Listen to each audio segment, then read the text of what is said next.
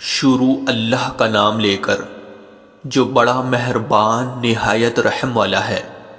یاسین، حکمت بھرے قرآن کی قسم، تم یقیناً پیغمبروں میں سے ہو، بالکل سیدھے راستے پر۔ یہ قرآن اس ذات کی طرف سے اتارا جا رہا ہے جس کا اقتدار بھی کامل ہے، جس کی رحمت بھی کامل، تاکہ تم ان لوگوں کو خبردار کرو جن کے باپ داداؤں کو پہلے خبردار نہیں کیا گیا تھا، اس لیے وہ غفلت میں پڑے ہوئے ہیں۔ حقیقت یہ ہے کہ ان میں سے اکثر لوگوں کے بارے میں بات پوری ہو چکی ہے، اس لیے وہ ایمان نہیں لاتے۔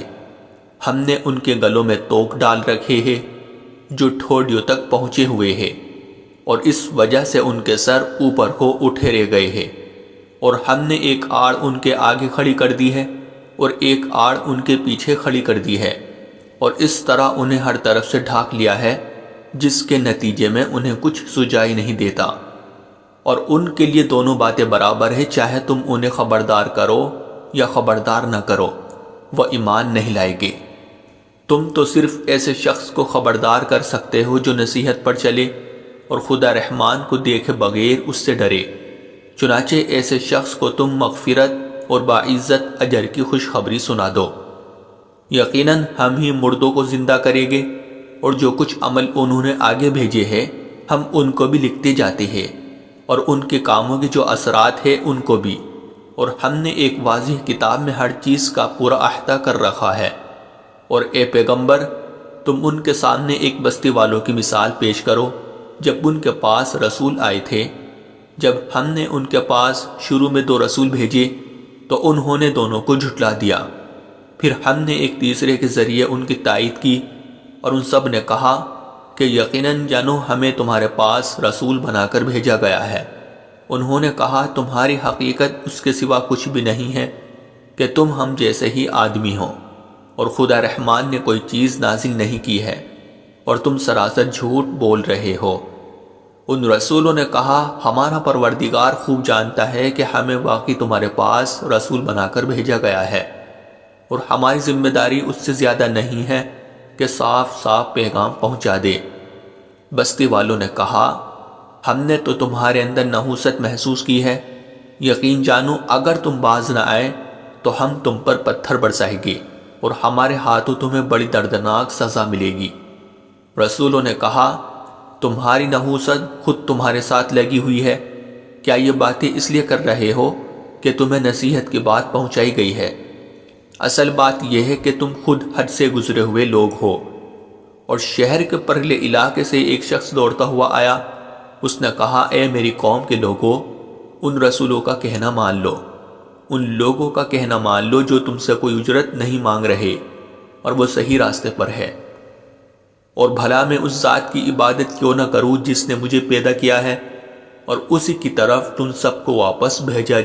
بھلا کیا اسے چھوڑ کر میں ایسوں کو معبود مانوں کہ اگر خدا رحمان مجھے کوئی نقصان پہنچانے کا ارادہ کر لے تو ان کے سفارش میرے کسی کام نہ آئے اور نہ وہ مجھے چھڑا سکے؟ اگر میں ایسا کروں گا تو یقیناً میں کھلی گمراہی میں مبتلا ہو جاؤں گا۔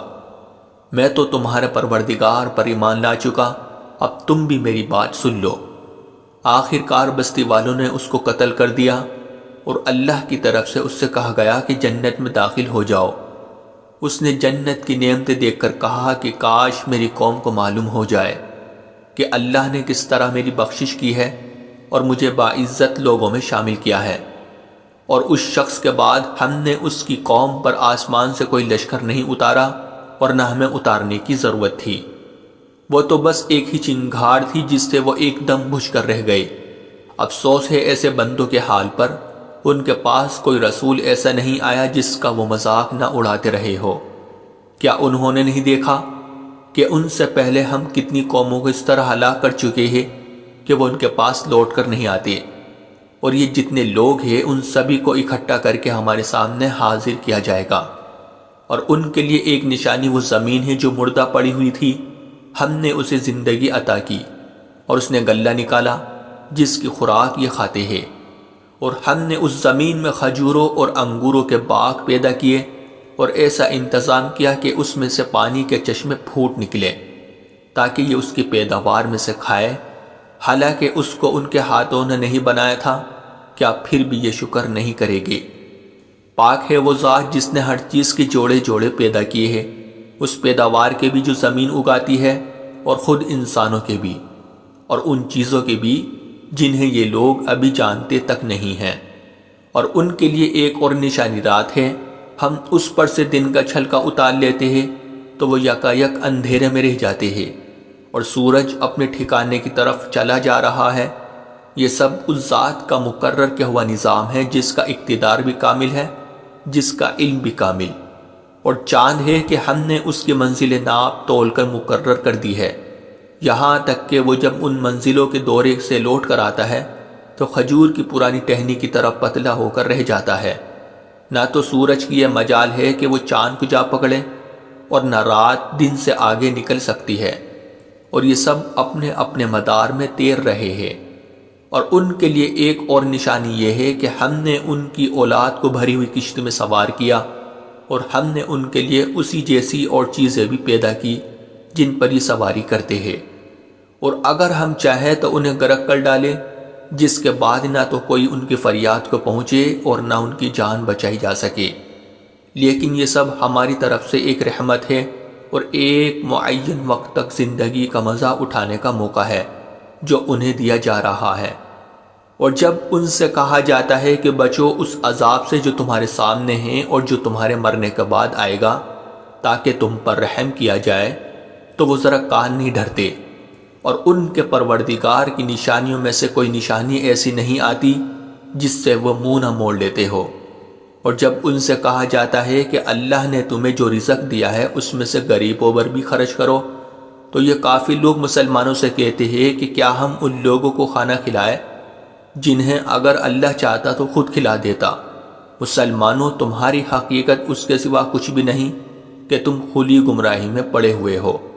اور کہتے ہیں کہ یہ قیامت کا وعدہ کب پورا ہوگا؟ مسلمانوں بتاؤ اگر تم سچے ہو۔ دراصل یہ لوگ بس ایک چنگھاڑ کا انتظار کر رہے ہیں جو ان کی اجت بازی کے عین درمیان انہیں آ پکڑے گی۔ پھر نہ یہ کوئی وصیت کر سکے گی اور نہ اپنے گھر والوں کے پاس لوٹ کر جا سکے گی۔ اور سور پھونکا جائے گا تو یکا یک یہ اپنی قبروں سے نکل کر اپنے پروردگار کی طرف تیزی سے روانہ ہو جائے گے۔ کہے گے کہ ہے ہماری کمبختی، ہمیں کس نے ہمارے مرکز سے اٹھا کھڑا کیا ہے؟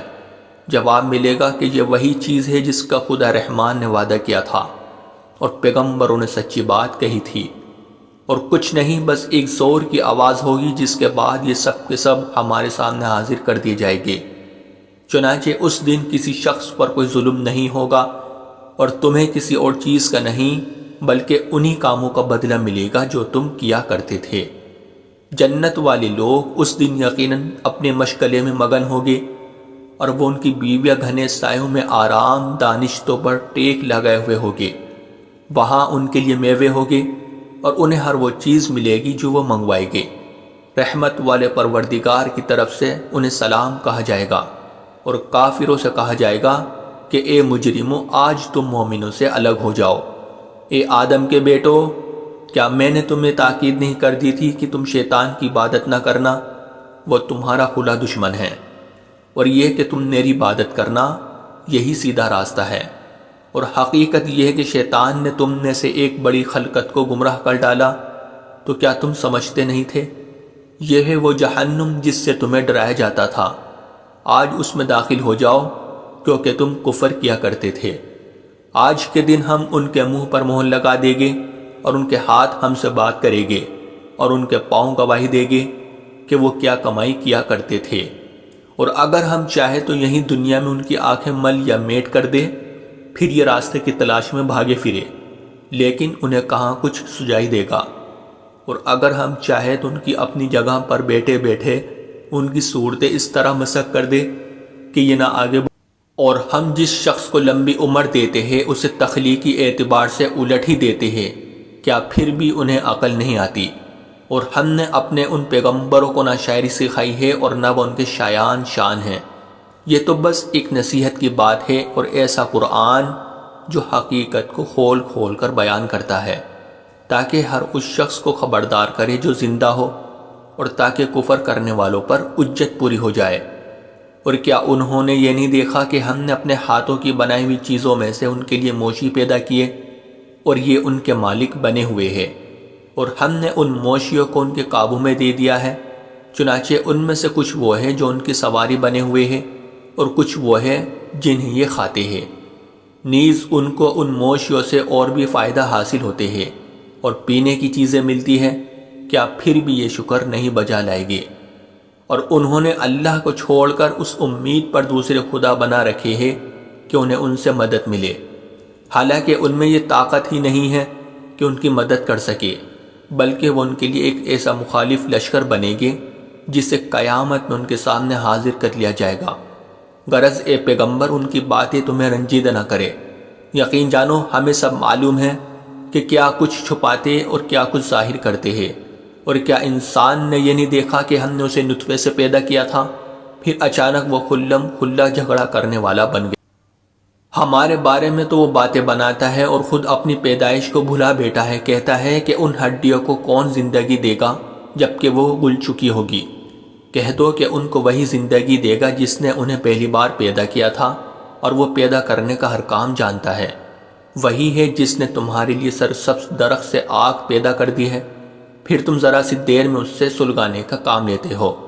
بھلا جس ذات نے آسمانوں اور زمین کو پیدا کیا ہے، کیا وہ اس بات پر قادر نہیں ہے کہ ان جیسوں کو دوبارہ پیدا کر سکے؟ کیوں نہیں، جبکہ وہ سب کچھ پیدا کرنے کی پوری مہارت رکھتا ہے۔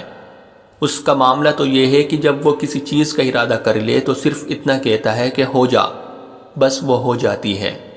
غرض پاک ہے وہ ذات جس کے ہاتھ میں ہر چیز کی حکومت ہے، اور اسی کی طرف تم سب کو آخر کار لے جایا جائے گا۔